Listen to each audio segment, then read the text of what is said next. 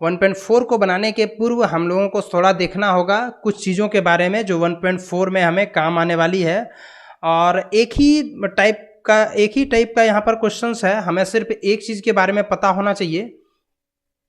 आपने दशमलव प्रसार के बारे में अवश्य पढ़ा होगा।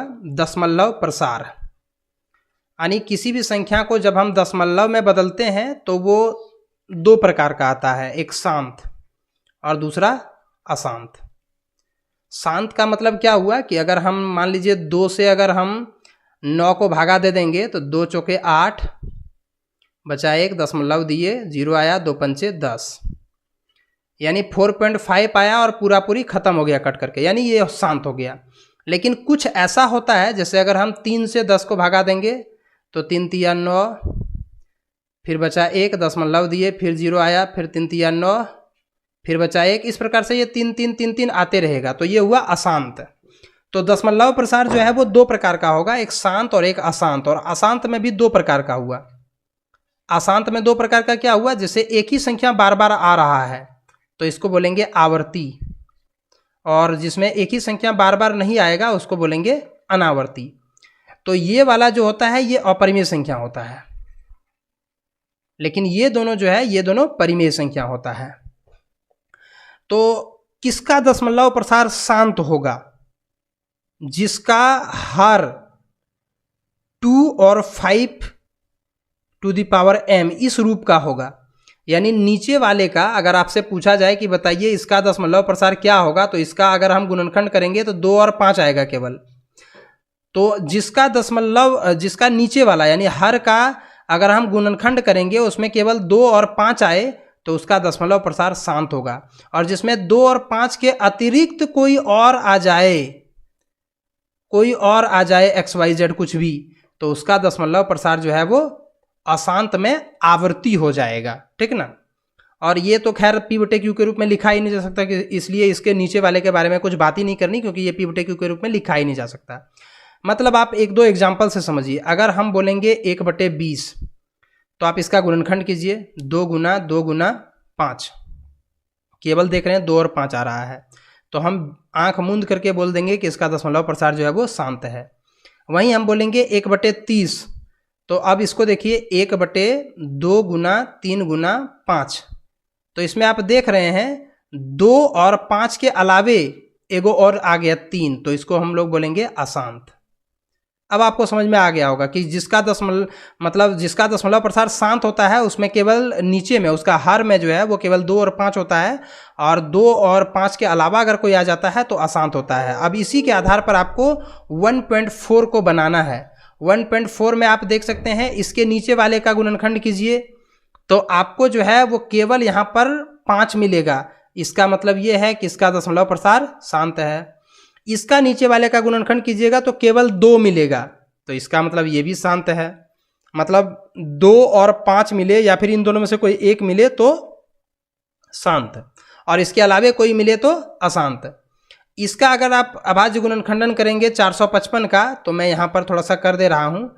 455 का अगर 5 से करेंगे तो 5 नाम 45, 5 का 5, फिर अब की बार नहीं जाएगा, ये 7 से जाएगा 13, और फिर ये 13 से जाएगा। अब आप सोच सकते हैं कि इसमें 5 7 13 मतलब 2 और 5 के अतिरिक्त कोई और आ गया, तो इसका दशमलव प्रसार अशांत। इसमें 1600 है तो 1600 का देख लेते हैं क्या आता है। 1600 में मेरे ख्याल से 2 और 5 ही आना चाहिए।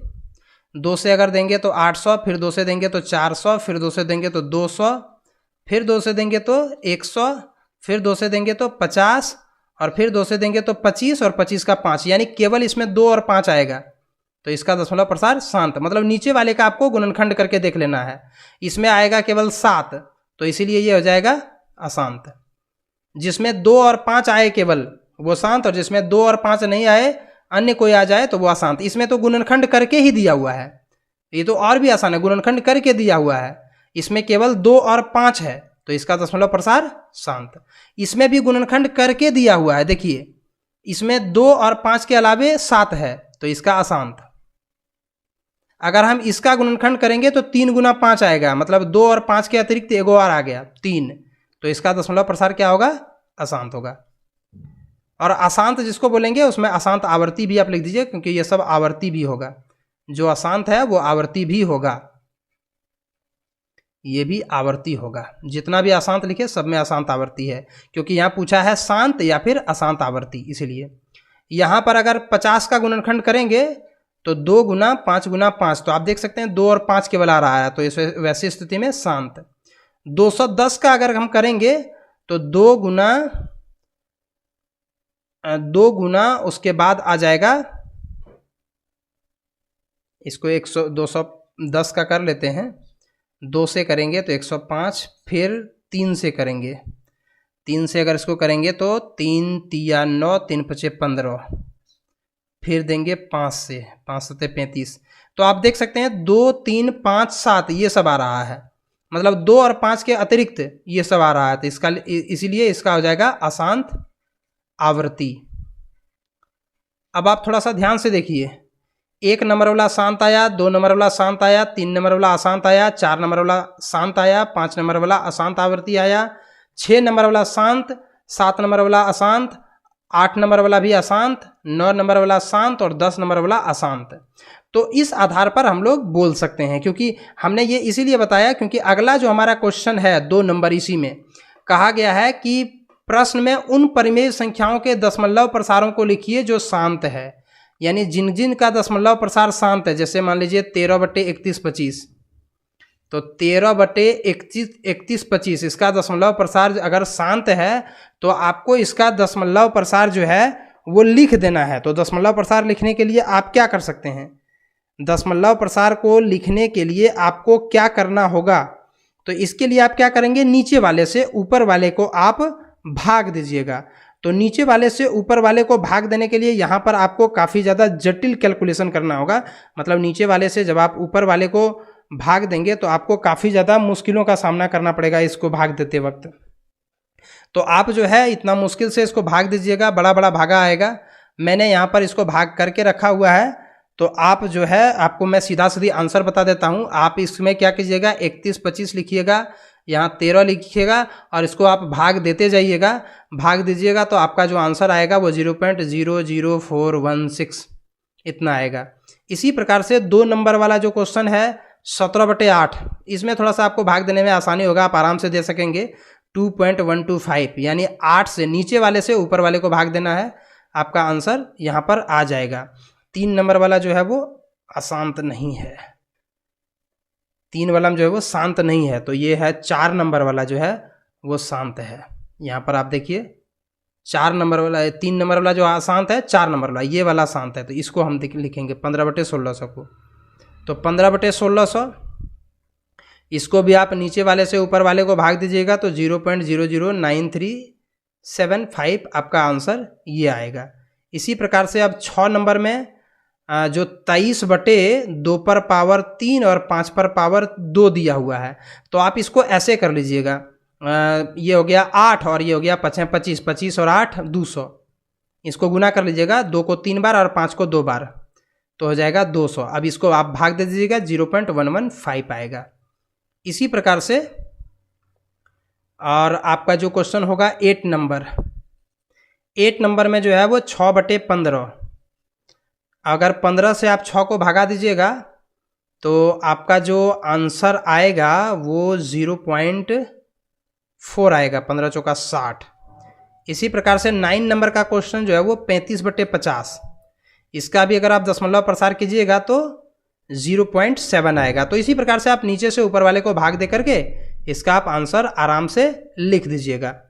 तो इस प्रकार से आप जो है वो इस क्वेश्चन को बना सकते हैं। अब आखिरी क्वेश्चन है इस पूरे एक चैप्टर का, मतलब चैप्टर 1 का ये आखिरी क्वेश्चन है कि कुछ वास्तविक संख्याओं के दशमलव प्रसार नीचे दिए गए हैं, प्रत्येक स्थिति के लिए निर्धारित कीजिए कि यह संख्या परिमेय संख्या है या नहीं। यदि परिमेय संख्या है और P/Q की रूप की है तो Q के अभाज्य गुणनखंड के बारे में आप क्या कह सकते हैं।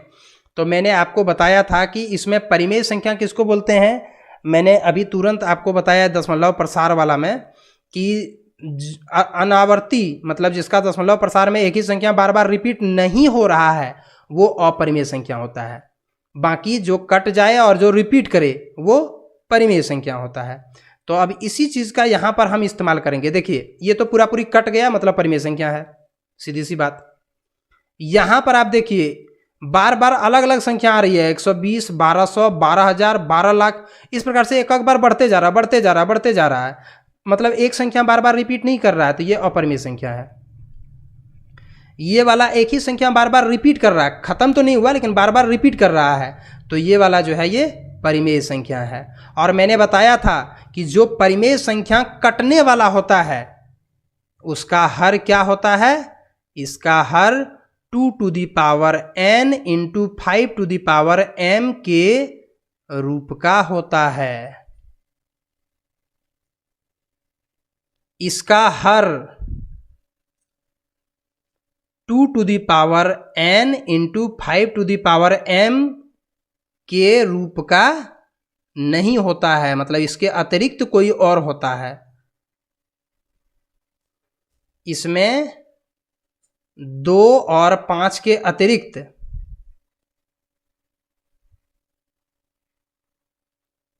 कोई अन्य संख्या होगी। तो इस प्रकार से हम प्रत्येक के हरों के बारे में ये सारी बातें कह सकते हैं। आप कह रहा है कि Q के अभाज्य गुणनखंडन के बारे में आप क्या कहेंगे, तो इसका हर जो है वो इस रूप का होगा, इसका हर जो है वो इस रूप का नहीं होगा। मतलब जब हर का हम अभाज्य गुणनखंडन करेंगे तो ये इस रूप में आएगा और इसमें इस रूप में नहीं आएगा, और इसका तो होगा ही नहीं क्योंकि ये तो बटा के रूप में हम लिख ही नहीं सकते। तो फिर Q के बारे में क्या बोलें, ये अपरिमेय संख्या है, इसको P बटे Q के रूप में लिख ही नहीं सकते। अगर P बटे Q के रूप में लिख देंगे तब तो ये भी परिमेय संख्या हो जाएगी। तो इसीलिए इसके बारे में हम कुछ नहीं कह सकेंगे, ये अपरिमेय संख्या है। लेकिन इन दोनों के बारे में हम यही कह सकेंगे कि इसका हर का अभाज्य गुणनखंडन इस रूप का होगा, इसके हर का अभाज्य गुणनखंडन इस रूप का नहीं होगा। आप यहाँ पर चाहें तो एक चीज़ लिख दीजिएगा, इसका हर का अभाज्य गुणनखंडन, और यहाँ पर भी आप लिख दीजिएगा इसके हर का अभाज्य गुणनखंडन 2 to the power n into 5 to the power m के रूप का होता है। तो इस प्रकार से आप पूरी चैप्टर 1 को बना सकते हैं। Thanks for watching. आपको किस प्रकार से लगा ये पूरा का पूरा वीडियो, आप ज़रूर हमें कमेंट करिएगा।